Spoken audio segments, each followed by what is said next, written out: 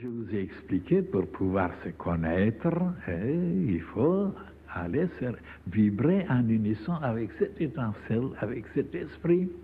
Alors, comme la science qui disait, mais l'âme, qu'est-ce que c'est l'âme? Qu'est-ce que c'est l'âme? C'est une sécrétion du cerveau, comme la bile sécrète, comme le foie sécrète la bile.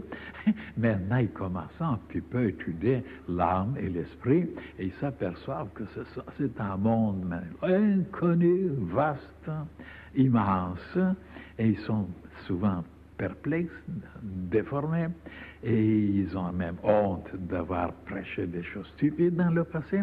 Mais espérons, d'ici quelques temps encore, quelques années, le monde entier sera éclairé. Oui, sur la réalité, sur la vérité, parce que jusqu'à présent, et maintenant, dans cette page, il est dit que rien n'existe de concret, de formé, sans qu'il soit déjà formé par des forces invisibles. Et c'est ça la réalité. Alors, ils ne savent pas que la pensée, l'esprit, les sentiments, qui sont invisibles, impalpables, et même, on ne peut pas même les détecter par des appareils, malgré qu'on a tâche de découvrir des appareils très avancés, ils n'arrivent pas, et voilà que les pensées, les sentiments, au bout de quelque temps, ils se concrétisent. Ils sont d'une matière très subtile, mais quand on continue à s'arrêter sur les mêmes idées, sur les mêmes pensées, sur les mêmes désirs, il attire des éléments de l'espace, il se colle des éléments et un beau jour, la pensée devient visible, concrète. Et oui, mes chers frères et sœurs. Alors c'est de savoir ça, de croire ça, de connaître ça, ça donne les possibilités inouïes pour l'être humain de pouvoir améliorer les choses, harmoniser les choses, amplifier les choses, embellir les choses, purifier les choses, immortaliser les choses. Et comme les humains ne savent pas que les pensées et les sentiments sont tellement puissants, tellement forts, qu'ils, s'ils ne sont pas harmonieux, s'ils ne sont pas lumineux, s'ils ne sont pas divins, s'ils ne sont pas désintéressés, alors ils perturbent, ils dérangent, ils mettent de désordre dans l'organisme, ils touchent les organes, et les organes deviennent de plus en plus perturbés, maladifs, désaxés, déséquilibrés, et les humains ne savent pas ça, que les maladies, les désordres, les malheurs, les souffrances sont dus à des pensées, des sentiments, des désirs et des choses qui ne sont pas tout à fait harmonieuses, divines et sublimes. Quand ils comprendront ça un jour, ils prendront des mesures et tout sera bien, tout sera rétabli. Mais cette ignorance amène vers la catastrophe et de plus en plus de nouvelles maladies apparaîtront parce que les humains deviennent de plus en plus violents, de plus en plus fous, détraqués, alors anormaux. Et voilà comment l'humanité disparaîtra s'il n'y a pas cette lumière qui vient éclairer les humains. Vous ne me croyez pas, mais c'est la pure vérité. Alors, pour améliorer maintenant tout, il ne faut plus continuer à nourrir des choses, bracadram, des choses dégoûtantes, des choses égoïstes, des choses cruelles, et sales. Il faut maintenant comprendre, alors diriger les pensées, les sentiments, les désirs vers un haut idéal, en sachant qu'un beau jour, cet haut idéal se réalise, devient palpable. Tout le monde sera obligé de le voir, de le toucher presque. Et voilà l'ignorance humaine qui amène tous les malheurs, les guerres et les dévastations. Et même les pensées, les sentiments, j'ai expliqué dans le passé, qui agissent même sur les forces cosmiques, sur les choses de la nature, les tempêtes, les ouragans, les inondations, les malheurs, les catastrophes, voilà, les éruptions.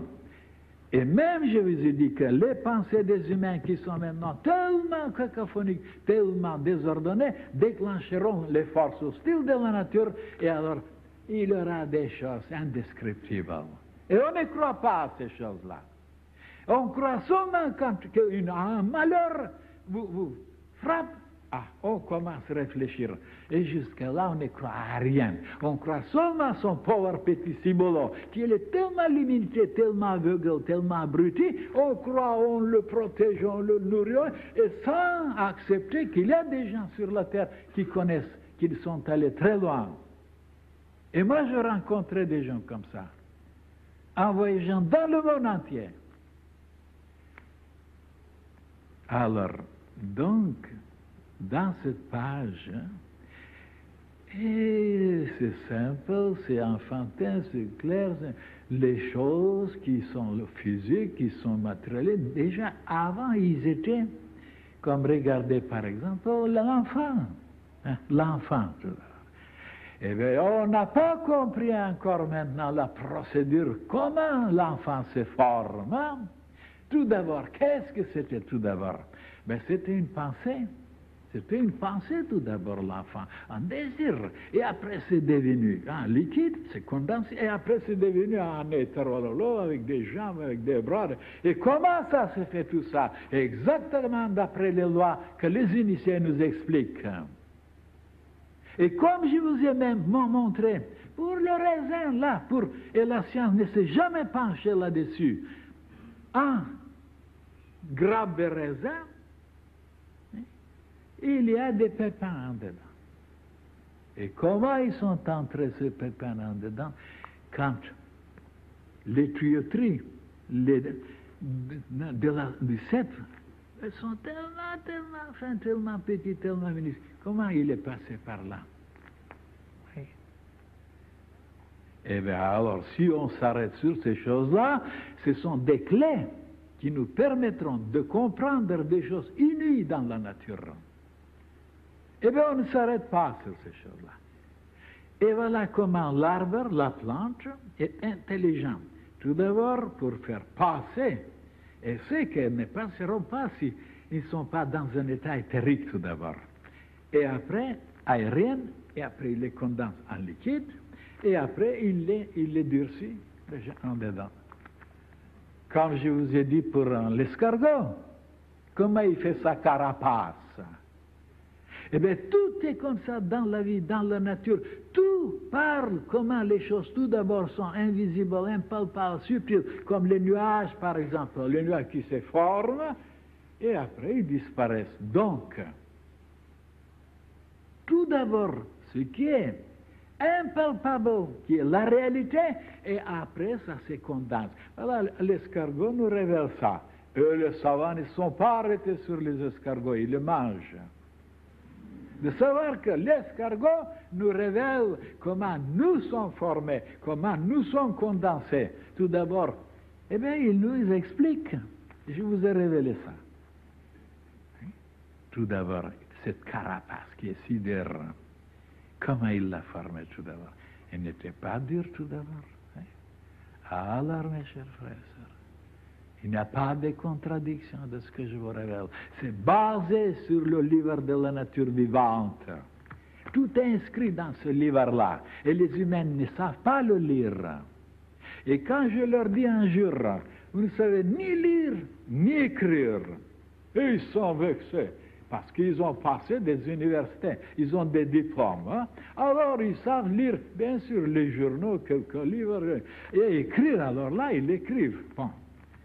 Je leur dis non, vous ne savez pas ni lire ni écrire. Et voilà la preuve. Ils lisent les stupidités humaines qu'on écrit, des imbécilités, des choses mensongères, ils savent les lire.